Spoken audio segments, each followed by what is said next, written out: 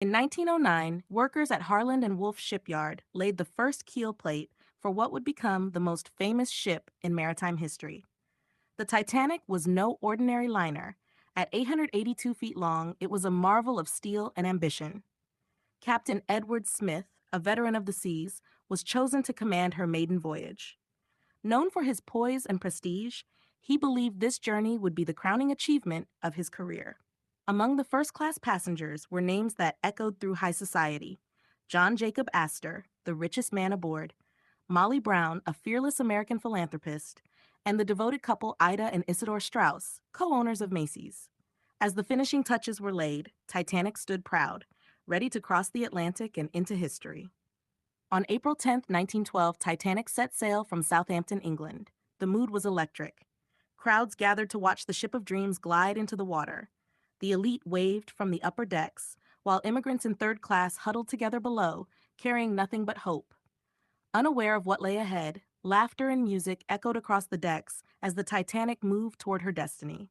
Life on board was a tale of two worlds. In first class, passengers dined on 10-course meals served on fine china. The grand staircase sparkled with opulence, and the Turkish baths and smoking lounges dazzled. Meanwhile, in third class, families shared modest cabins, some without windows, but spirits remained high. For many, this voyage was the beginning of a new life in America.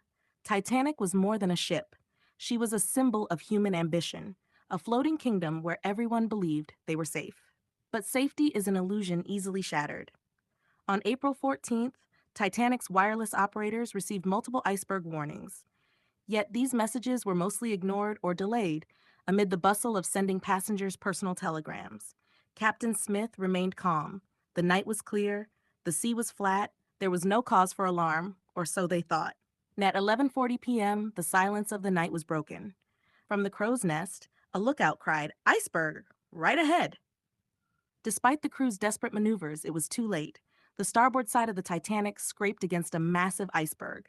Steel bent like paper. 6 watertight compartments were breached. The unsinkable ship had just received a fatal wound. Many didn't grasp the severity. The engines stopped.